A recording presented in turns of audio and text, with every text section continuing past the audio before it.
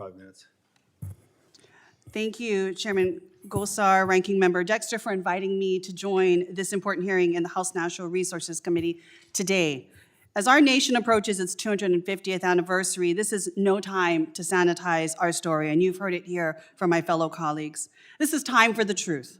We don't honor America by whitewashing the past, burying the pain with pretty language, or bleaching the evidence of the damage done. I am a descendant of an Issei, a Japanese immigrant who was incarcerated by our own government during World War II. My great-grandfather was imprisoned. Even as his son, my grandfather joined the military intelligence service, risking everything in service to a country that saw him as the enemy. The Trump administration's effort to censor national park signage that tells the true story about the forced incarceration of Japanese Americans is not about truth. It's about erasing our story, and it's a direct attack on descendants like myself. Today, 5 of those incarceration sites are preserved in the national park system. They are Manzanar in California, Minidoka in Idaho, Tule Lake in California, Amachi in Colorado, and Honouliuli in Hawaii. More than 125,000 Japanese Americans and people of Japanese descent were imprisoned in these camps, forced from their homes, stripped of their livelihoods, and denied their constitutional rights. These were not confinement sites. They were prisons built on state-sanctioned bigotry and fear. And that fear and bigotry killed at least 1,862 Japanese Americans while they were interned there. They died in these camps, far from home, behind barbed wire.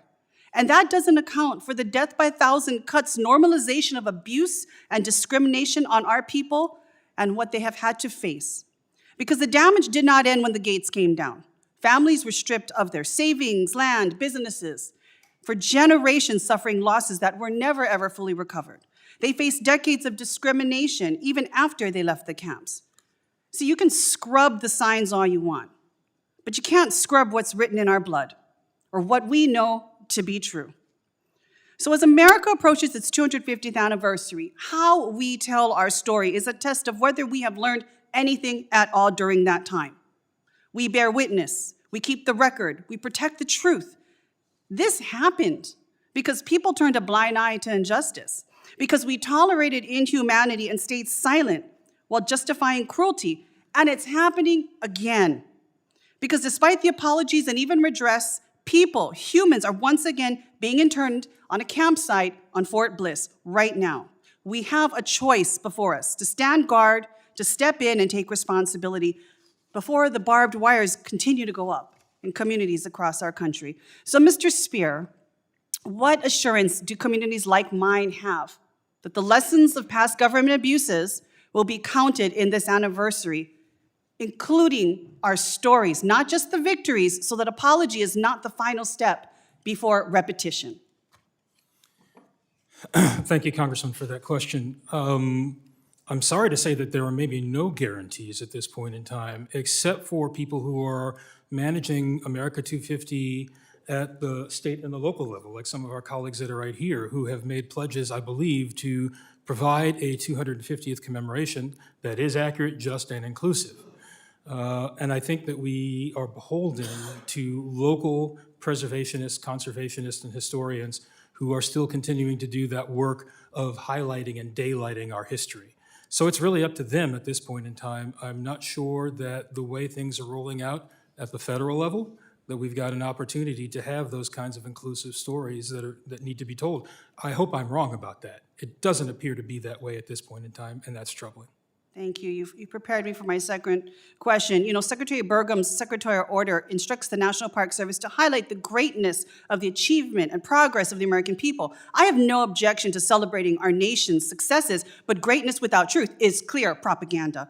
Too often, as we know in our history, our darkest moments were preceded by silence and by erasure, by turning a blind eye. I would like each one of you to tell me, will you be real patriots in the fight to ensure that all of our collective stories, from internment to the illegal overthrow of the Hawaiian Kingdom, that our complete and true story will be told in America's 250? If you'd like to start, a simple yes is no is all I need.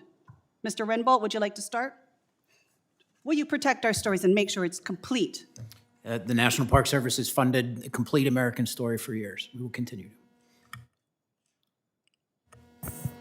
The Forest Service is not really in the business of interpretation, so to your answer, I would have to check with the Chief Schultz and That's too understand bad. what their We'll work on position you. is. Mr. Trandall, I'm running out of time. Yep, and I work with 12 of the different federal agencies, and I can tell you that I've not experienced a lot of the examples. Yes that or you're no, will you defend Yes, all of our yes, stories? yes, Mr. of course. Whitehouse, Yes. Ms. Thompson, Yes. Ms. Chiles, Yes. Mr. Glasgow. Yes. Thank you very much. Mr. Chair, I yield back. I thank the gentlewoman from Hawaii, and I recognize the gentlewoman from California, Ms. Chu, for her 5 minutes.